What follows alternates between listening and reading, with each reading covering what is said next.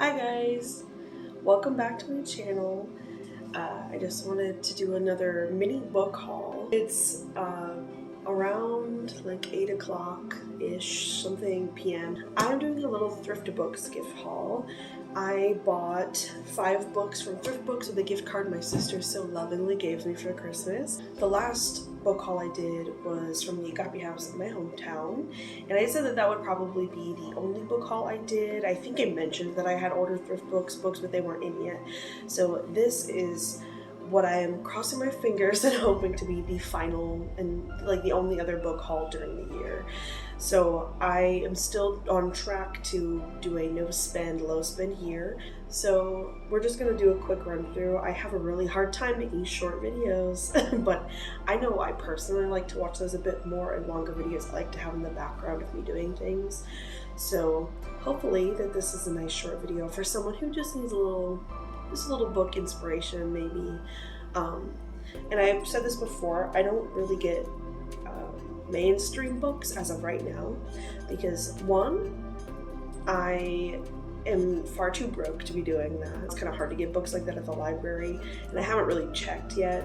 I'm really bad with library book returns, so that's something that we're going to also be working on this year because I will need to be doing that. I get all my books really on like ThriftBooks and stuff. I don't want to purchase brand new books and like brand new books that have just come out because I'm doing my best to be a little bit more environmentally conscious and just only buy pre-owned books if I can help it. There are some books that I haven't been able to get pre-owned because they've come out over the last year. So the one like brand new book that I've purchased is a gardening book from an urban farmer in London.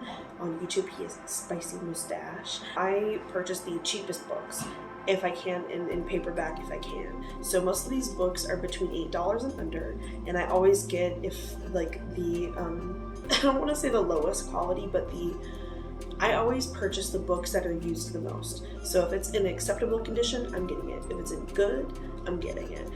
If I have to, I'll get like new, and I usually try to avoid books right now that are just saying that they're brand new. I just wanted to give you guys a heads up on that I am not a brand new book kind of gal. I'm definitely a used and abused book kind of gal, mostly because I do throw my books around and I do definitely not treat them with the utmost respect. I just recently started using bookmarks instead of dog-earing pages. I'm gonna have to figure out how to piece together all of that intro, but this is my book haul. So the first book that I got is The Divine Comedy by Dante Alighieri. This is Dante's Inferno, Purgatorio, and Paradiso. A friend of mine, it's his favorite book, and I forgot to pick it up from him when I asked to borrow it, and I don't get to see him very often, and if he wanted to reread it, I wouldn't want to have that at my house. So I wanted to purchase a copy for myself so that specifically I could discuss it with him. I didn't realize ThriftBooks did this, but they do like a free upgrade sometimes. Like they're like, you're eligible for a free upgrade for your book. So I guess I got that. It wasn't like an option I could deselect. They just had that whenever I was checking out. So that, y'all didn't know that's something that they do, and I thought that was pretty nice. From my understanding, this book is about Dante going through the 9 circles of hell. And other than that, I don't really know a ton of info, and I kind of wanted to keep it that way. I will be reading the synopsis on the back. There's no synopsis on the back. The next book I purchased was The Raven Boys by Maggie Stiefvater. I had read, I believe, the first 2 or 3 books in this series when I was in high school, and for some reason I didn't finish it. Can't remember why, but I remember like loving it. I remember having such a good time reading these books and being so into it.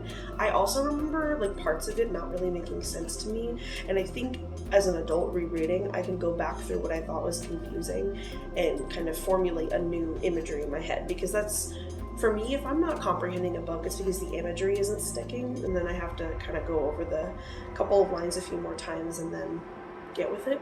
This girl, Blue, her name is Blue, and she is with her mother who can see apparitions, and I believe there's a certain day during the year or a ritual or something, I can't fully remember, and she can see apparitions with her mom, and she saw an apparition of one of the other main characters, one of the boys of the 4 that she meets named Gansey. She has like this like premonition from her, I think from her mother, and she will cause her true love to die, is what it's been told. And I can't fully remember how that unfolds through the next couple of books, but I'm just really excited to get back into this forbidden love because of impending doom. It's very magical, and I'm so excited to get back into it and then purchase the rest of the books. And I saw, y'all, the second book went from $12.59 to like $8.59 on ThriftBooks. So you know I'm about to eat that up when I get to it, because I'm not going to buy the next book until I read this one. The third book I purchased was The Story of B by Daniel Quinn.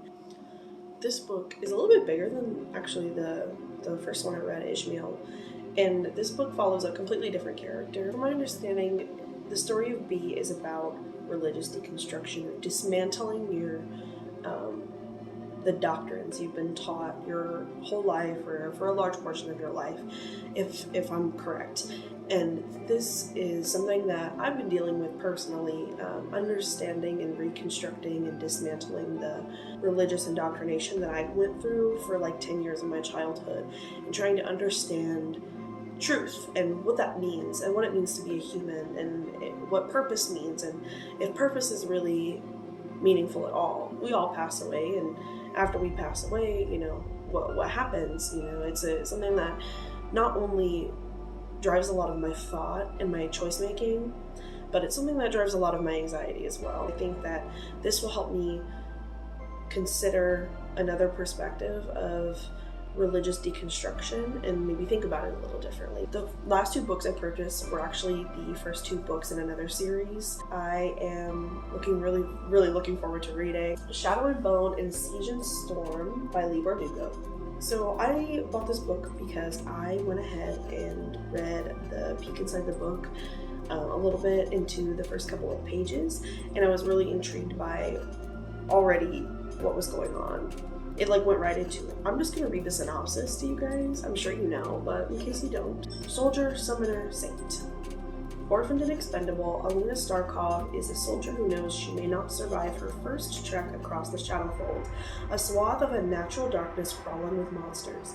But when her regiment is attacked, Alina unleashes a dormant magic not even she knew she possessed.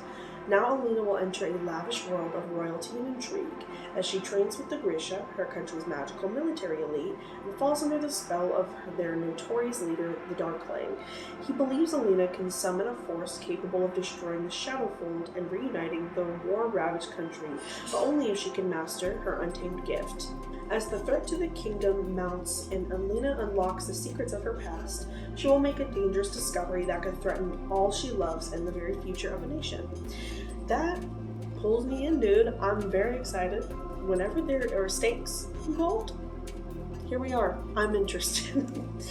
I'm really excited to read this. I know this is really like this isn't like a determiner if the book's gonna be any good or not, but they're pretty thick. They're pretty big books. Like this one, like Siege and Storm is kind of a chalk, you know? And I'm kind of into that. Thank you so much for watching this little nighttime book haul. I hope you had a very wonderful, relaxed time with me. This one was very low-key, very chill, not super energetic, which sometimes, you know, I like making stuff like that. So thank you so much for watching. I hope you have a great night and that you read a whole bunch of books this year with me. I'll see you in the next video.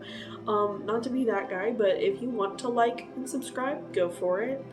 I hear that likes help the algorithm, and subscribing helps me know that this is a pretty cool place to be. So thank you so much. Have a great night. Bye.